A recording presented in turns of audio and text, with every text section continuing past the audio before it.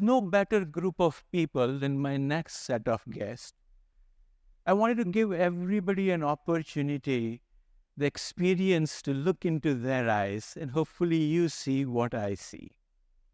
This group of people represents part of our reskilling group that we work with our impact partners.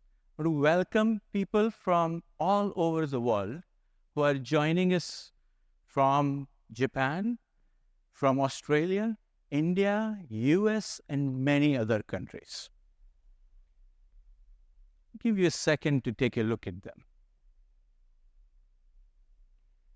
They are a shining example of courage and determination. Whether they are refugees, displaced and building a new life, single mothers who are supporting their families, or tech job seekers who are looking for an opportunity that is not available in their villages. Every one of their stories inspire us to know that it is possible to bring reskilling revolutions, to make it inclusive and make it work for everybody. It's possible for us to do that. Let's talk to a few of them.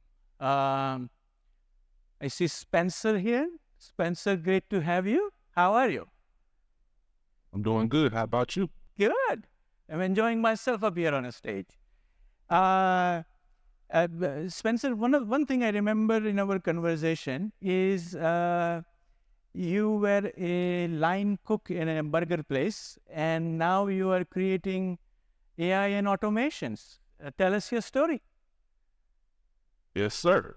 To start off, let me say that I come from a humble background. I went to my local community college, earned my business degree, and at the time I did have to work as a cook to actually pay for those expenses. But once I started working at people's shows, it allowed me to reskill myself, work my way up from an automation developer to a master certified developer to an automation trainer. And now I have the privilege to not only train people around my community, but I can also train people around the world. Thank you for that story, Spencer. Thank you. Let's talk to somebody else. Azimi, tell us your story. Thank you for having me here. Before living in Japan, I was living in Afghanistan and working as an academic member in the Ministry of Education. After collapse of the government, my opportunity as a woman was very limited in Afghanistan, and coming to Japan was a great opportunity for me. After coming to Japan, I continued my education and started working in RoboCo-op. During that time, I grew my automation skills, and the opportunity enabled me to support myself, my kid, and my partner, and also to train other Afghan women in Afghanistan. What a wonderful story. What opportunities are you seeing in AI and automation ahead?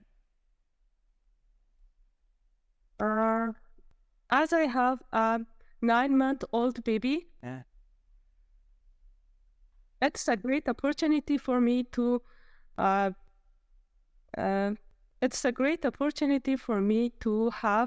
automation skills and to grow my automation skills and work in this section. Thank you. Give her a big round of applause. Thank you. Thank you all for being the face of this opportunity that is available to all of us and to inspire all of us what is possible. These are amazing people. Let's give them, before they leave us, another round of big applause. Thank you very much. I wish we could hear everybody's story.